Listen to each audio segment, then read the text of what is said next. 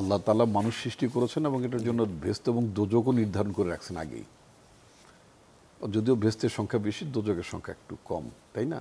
জি। এবং মানুষ জানে যে অন্যায় করলে তার কি শাস্তি হবে, পরিণতি কী হবে জানে, এবং তারপর মানুষ অন্যায় করে এবং বিপদে পড়লে আল্লাহকে ডাকে।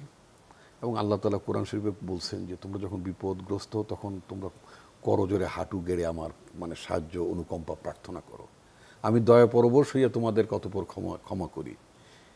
তারপরে তোমরা আবার ভুলিয়া যে সেই অপকর্ম আবার লিপ্ত হও, হে বান্দা তুমি বড়ই অকৃতজ্ঞ। এটা হচ্ছে মানুষের নফস, মানুষের ক্যারেক্টারিস্টিক্স ওভারঅল। এটা হিন্দু, বৌদ্ধ, মুসলমান, খ্রিস্টান সবার মধ্যে।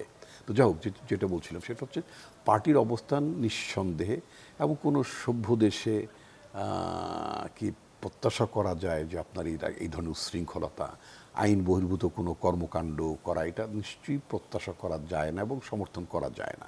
যে রাজনৈতিক দলটি পরবর্তীতে একটা সুস্থ, অবাধ, নিরপেক্ষ নির্বাচন হলে যে দলটি সরকার গঠন করার মানে স্বপ্ন দেখে অথবা মানুষ ভাবে যে তারা ক্ষমতায় যাবেন, তেমনি একটি দল তো নিঃসন্দেহে আরও বেশি দায়িত্বশীল হবেন, তাদের দৃষ্টিভঙ্গি নিঃসন্দেহে অনেক বেশি মানে দায়িত্বশীলতার পরিচয় দেবেন। সেই দৃষ্টিভঙ্গি থেকেও পার্টি যে কথাটি বলেছেন সেটি সত্য। আবার শাস্তির কথা যেটা বলেছেন, অ্যারাউন্ড 4000 অর মোর দেন 4000 আপনার মানে একে অ্যাক্টিভিস্টকে যারা দলের পরিচয় বহন করেন, নানাভাবেই মানে একেবারে প্রান্তিক পর্যায়ে তারা কোনো অন্যায়ের সাথে জড়িত হয়ে গিয়েছিলেন, তাদের বিরুদ্ধে শাস্তিমূলক ব্যবস্থা নেওয়া হয়েছে।